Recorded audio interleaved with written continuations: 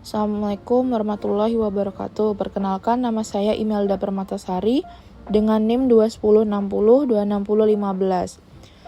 Di sini saya akan menjelaskan materi tentang pengangguran. Yang pertama, definisi pengangguran.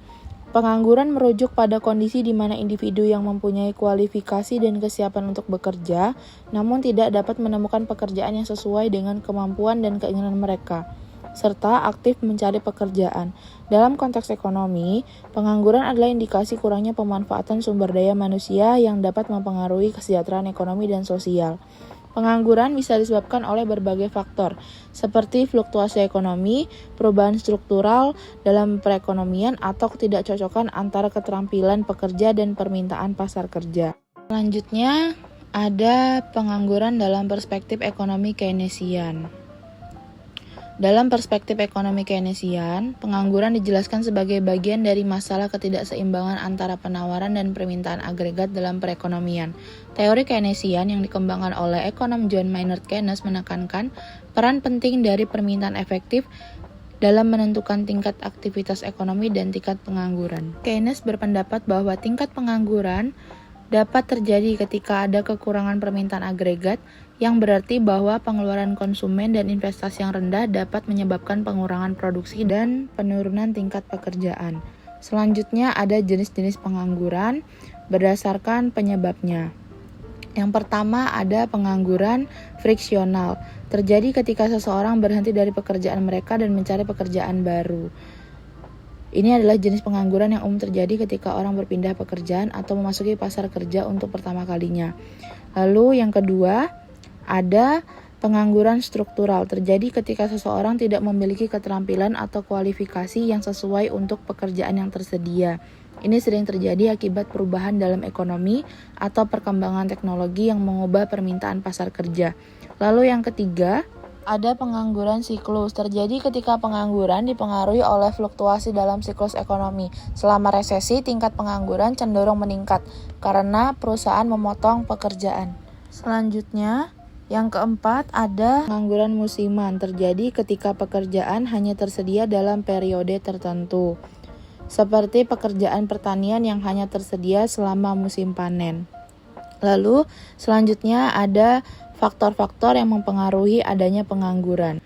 Pengangguran dipengaruhi oleh berbagai faktor ekonomi, sosial, dan struktural. Berikut adalah beberapa faktor utama yang mempengaruhi tingkat pengangguran, termasuk yang pertama ada siklus ekonomi. Fluktuasi ekonomi seperti resesi atau depresi bisa mengakibatkan peningkatan pengangguran karena perusahaan cenderung memotong pekerjaan selama periode ketidakpastian ekonomi. Lalu, yang kedua ada perubahan struktural. Perubahan dalam struktur ekonomi dan teknologi dapat menyebabkan pergeseran dalam jenis pekerjaan yang tersedia.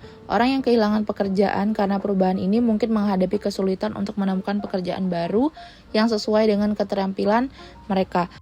Yang ketiga, ada pertumbuhan populasi. Pertumbuhan cepat dalam populasi dapat menyebabkan peningkatan jumlah pencari kerja, sementara lapangan pekerjaan tidak bertambah dengan cepat. Yang keempat, ada keterampilan dan kualifikasi. Keterampilan dan kualifikasi individu dapat mempengaruhi kemampuan mereka untuk mendapatkan pekerjaan yang sesuai. Kurangnya keterampilan yang relevan dapat menyebabkan pengangguran. Yang kelima, ada pandemi atau krisis kesehatan. Krisis kesehatan seperti pandemi dapat mengakibatkan hilangnya banyak pekerjaan dan ketidakpastian ekonomi. Lalu yang keenam ada peraturan perburuhan. Regulasi perburuhan seperti upah minimum dan perlindungan pekerja dapat mempengaruhi keputusan perusahaan untuk memperkerjakan atau mempertahankan pekerja. Selanjutnya ada dampak sosial dan ekonomi dari pengangguran. Dampak sosialnya yaitu pertama, ada penurunan kesejahteraan. Individu yang mengalami pengangguran menghadapi penurunan pendapatan dan kesejahteraan ekonomi yang dapat mengakibatkan masalah sosial seperti kemiskinan. Yang kedua, ada stres dan gangguan mental. Pengangguran dapat menyebabkan stres dan masalah kesehatan mental karena individu yang kehilangan pekerjaan sering merasa cemas, tidak berdaya, dan kurangnya harga diri. Yang ketiga, ada penurunan kualitas hidup.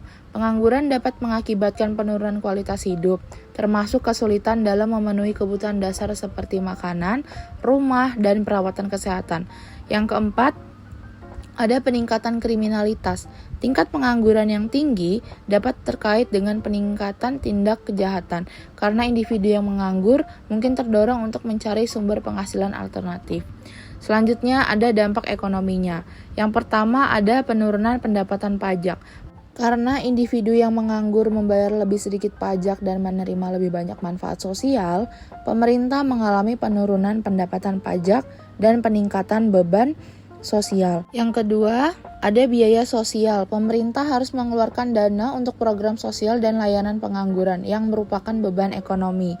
Yang ketiga, ada penurunan investasi. Perusahaan mungkin kurang cenderung berinvestasi dalam perluasan atau pengembangan bisnis selama periode tingkat pengangguran yang tinggi, yang dapat mengurangi pertumbuhan ekonomi jangka panjang. Keseluruhannya, pengangguran dapat menyebabkan beban sosial yang signifikan dan mengurangi pertumbuhan ekonomi.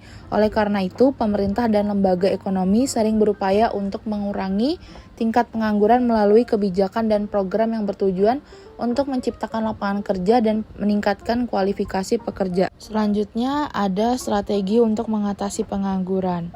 Yang pertama, ada pendidikan dan pelatihan. Investasi dalam pendidikan dan pelatihan untuk meningkatkan keterampilan dan kualifikasi pekerja sehingga mereka lebih siap untuk memasuki pasar kerja. Yang kedua, ada program magang dan pembelajaran kerja. Program magang dan pembelajaran kerja dapat membantu individu memperoleh pengalaman kerja praktis dan memudahkan transisi mereka ke pekerjaan penuh waktu. Yang ketiga, ada pengembangan kewirausahaan. Mendorong kewirausahaan dapat menciptakan peluang bagi individu untuk menciptakan lapangan kerja mereka sendiri. Yang keempat, ada peningkatan investasi dalam infrastruktur. Proyek-proyek pembangunan infrastruktur dapat menciptakan pekerjaan baru dan merangsang pertumbuhan ekonomi. Strategi untuk mengatasi pengangguran seringkali berbeda-beda tergantung pada situasi ekonomi dan sosial di suatu negara atau wilayah. Selanjutnya, ada kebijakan dan program untuk mengurangi pengangguran. Yang pertama, ada kebijakan moneter. Bank sentral dapat mengatur suku bunga untuk mempengaruhi tingkat investasi dan pengeluaran konsumen. Penurunan suku bunga dapat merangsang investasi perusahaan dan pengeluaran konsumen yang dapat menciptakan pekerjaan. Yang kedua, ada kebijakan fiskal. Pemerintah dapat meningkatkan pengeluaran publik seperti proyek-proyek infrastruktur atau program sosial untuk menciptakan pekerjaan langsung dan merangsang permintaan agregat.